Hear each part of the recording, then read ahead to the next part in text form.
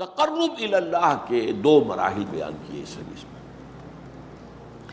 فرمایا وَمَا تَقَرَّبَ إِلَيَّ عَبْدِي بِشَيْءٍ أَحَبَّ إِلَيَّ مِمَّا افْتَرَضْتُهُ عَلَيْهِ.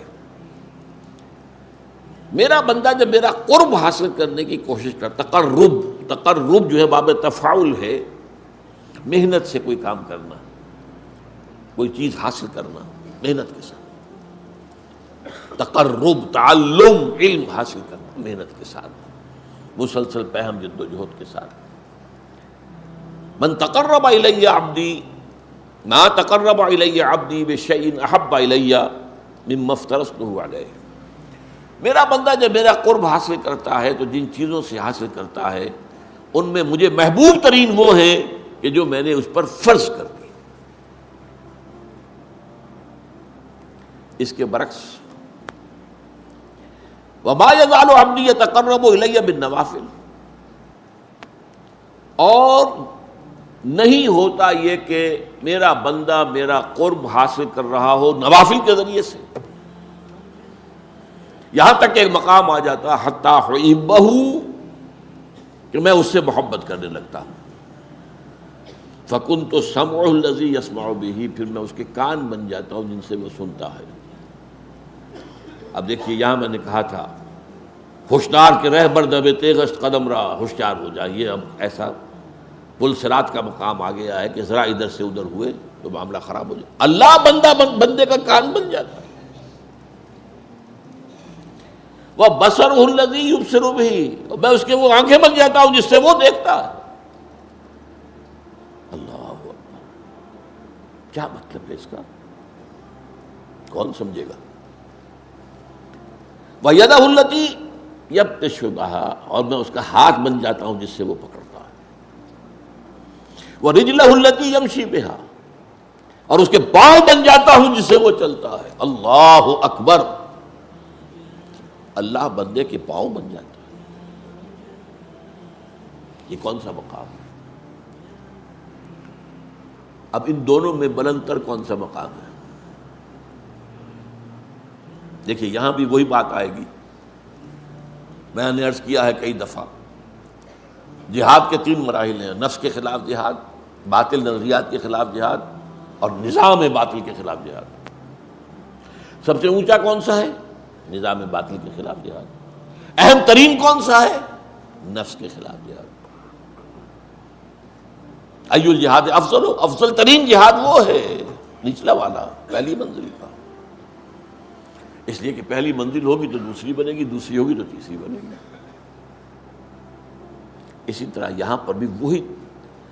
اب اس کو فوری کنٹراسٹ کہیے، تضاد نہیں، لیکن یہ کہ فوری طور پر ایک کنٹراسٹ تھا سامنے آتا. سب سے محبوب تو ہے فرائض کے ذریعے سے تقرب حاصل کرنا، محبوب وہ ہے. سب سے بلند یہ ہے. اب اس میں پہلی بات تو سمجھنے کی یہ ہے کہ اللہ سے تقرب کے معنی کیا ہے؟ کیا اللہ کہیں دور ہے؟ وہ سیڑھی چڑھ کے جانا پڑے گا اس کے پاس؟ یہ تو نہیں ہے. وہ تو میں نے آیت آپ کو سنا دی، سورہ قاف، وَلَقَدْ خَلَقْنَا الْإِنسَانَ وَنَعْلَمُ مَا تُوَسْوِسُ بِهِ نَفْسُهُ وَنَحْنُ أَقْرَبُ إِلَيْهِ مِنْ حَبْلِ الْوَرِيدِ.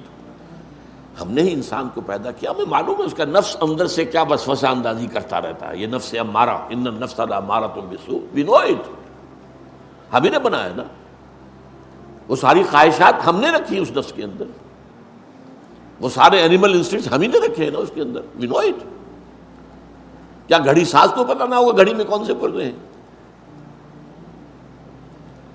لیکن یہ کہ وَنَحْنُ أَقْرَبُ إِلَيْهِ مِنْ حَبْلِ الْوَرِيدِ، ہم اس سے قریب تر ہیں اس کی رگِ جان سے بھی، سب سے بڑی جو رگ ہوتی ہے. تو اللہ تو اتنا قریب ہے، پھر تقرب کی کیا بنے؟ یہ بات غور طلب ہے. اللہ قریب ہے، ہم دور ہیں. بہت پیارے اشعار ہیں. کرا جوئی چرا در پیچ ہوتا بھی کہ او پیداست تو زیر نقابی. کسے ڈھونڈ رہے ہو بھائی آ کر یہاں جنگل کی گپھاؤں میں اور غاروں میں اور پہاڑوں کی چوٹیوں پر؟ کسے ڈھونڈ رہے ہو؟ یہ پیچ و تاب کیا ہے تمہارے اندر؟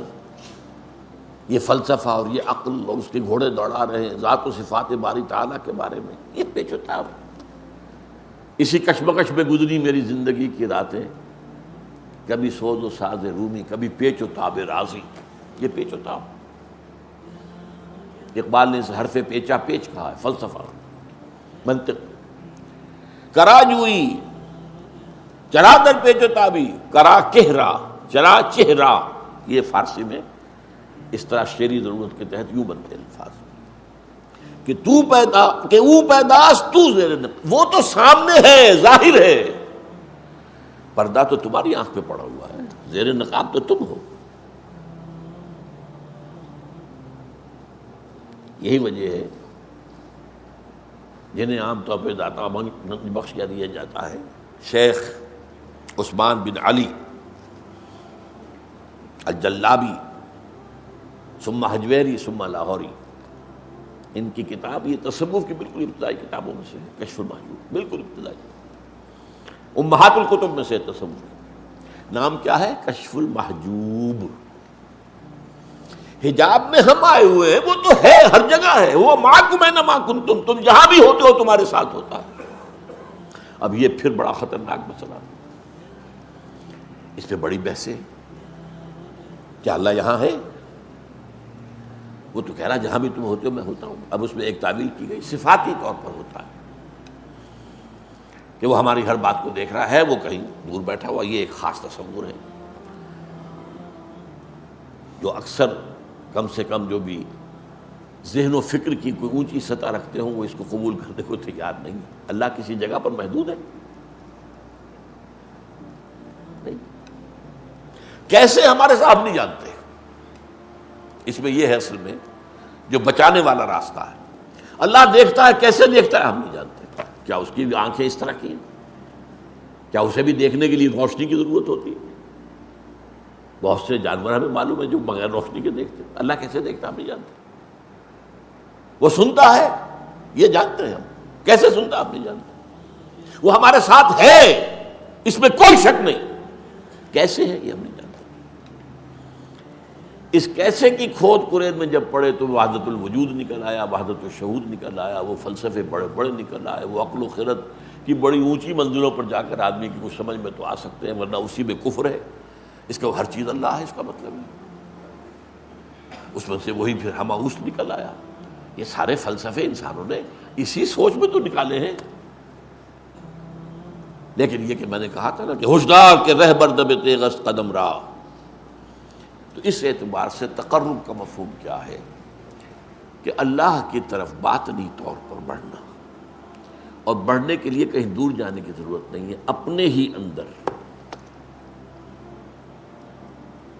وہ جو میں نے بارہا آپ کو سنایا ہے شعر عبد القادر بیدل کا، ستم است گر ہوست کشد کے بسیر سرو تھمن درا، تجھے اونچا کم نہ دمی دئی درے دل کشا بچمن درا۔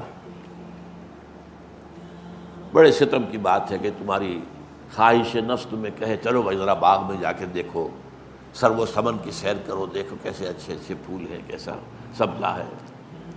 ارے تم خود گنچے سے کم دمکتے ہوئے نہیں ہو، تم تو اللہ کی تخلیق کا کلائمیکس ہو۔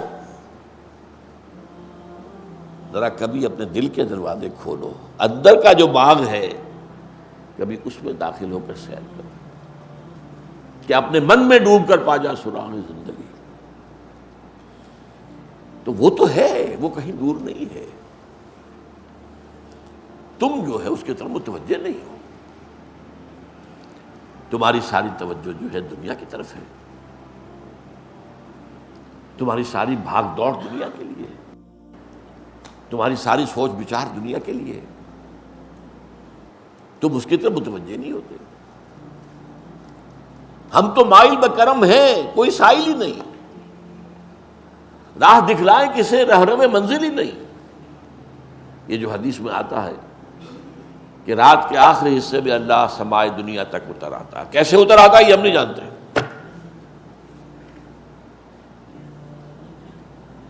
قیامت کے دن اللہ اس زمین پر نزول فرمائے گا. وجاء ربک والملک صفا صفا، میدان قیامت اسی زمین پر ہوگا. قصہ زمین برسر زمین طے ہوں گے. اللہ آئے گا. وَيَحْمِلُ عَرْشَ رَبِّكَ يَوْمَئِذٍ ثَمَانِيَةٌ، 8 فرشتے اللہ کے عرش کو تھامے ہوئے ہوں گے اور وہ نزول فرمائے گا. پھر وہ عدالت خداوندی لگے گی، حساب کتاب ہوگا. کیسے ہم نہیں جانتے. اس اعتبار سے تم اصل میں اپنے باطن میں جھانکو. باطن میں کیا ہے؟ اب وہ بات جڑ جائے گی، وہ جو شروع کی بات تھی.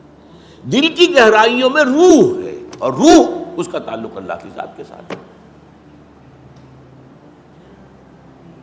روح کی طرف توجہ نہیں تمہاری، تمہارا سارا توجہ ہے وہ جسد مادی کی طرف ہے، اس کے تقاضوں کی طرف ہے، اس کی ضروریات کی طرف ہے، اسی میں مصروف ہے. روح کی طرف متوجہ ہو کر انسان تقرب حاصل کرتا ہے کہ او پیداس تو زیر نقابی هو الاول والآخر والظاہر والباطن. سب سے ظاہر ہستی تو اسی کی ہے، ہاں سب سے مخفی بھی وہی ہے. اس کی ذات کی کنہ تک کوئی نہیں پہنچ سکتا. وہ کیسے دیکھتا ہے تم نہیں جان سکتے. اس کا ہاتھ ہے ید اللہ، لیکن اپنے ہاتھ پر قیاس نہ کر بیٹھنا. اس کی کوئی تجلی ہے جسے کہا گیا ہے کہ اس کی ران کھولی جائے گی. یوم یکشف عن ساق، اس کو کیا ہو اسی وقت پتہ چلے گا. آج ہم یہاں اس میں بحث کریں گے تو ہم گمراہی میں مبتلا ہو جائیں گے. یہ متشابہات میں سے. تو یہ ایک حد تک تو میری بات اس موضوع پر، اب کیونکہ وقت ختم ہو گیا، میں سبق کر رہا ہوں کہ قرب سے معاملہ قرب مکانی نہیں ہے، یہ قرب معنوی ہے. وہ آیت میں نے شروع میں پڑھی تھی، دوبارہ چونکہ دہرا رہا ہوں تو اس کا ایک سجدہ جو کر لیجئے گا بعد میں. کَلَّا لَا تُطِعْهُ وَاسْجُدْ وَاقْتَرِبْ.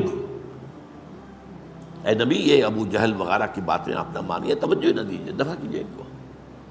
آپ تو سجدہ کیجیے اور قریب ہو جائیے.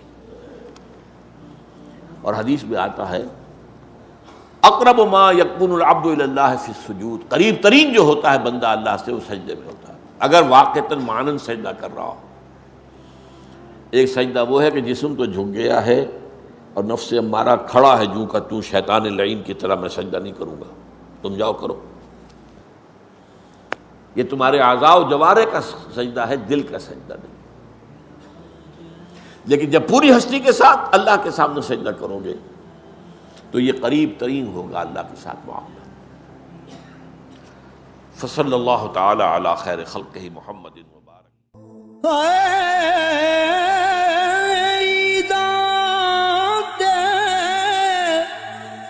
شب رات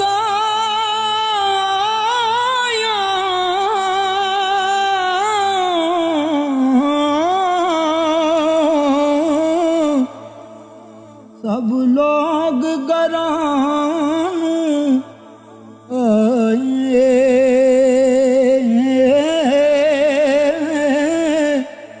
او نہیں آئے او پرت محمد جو آپ ہتھیں دفنا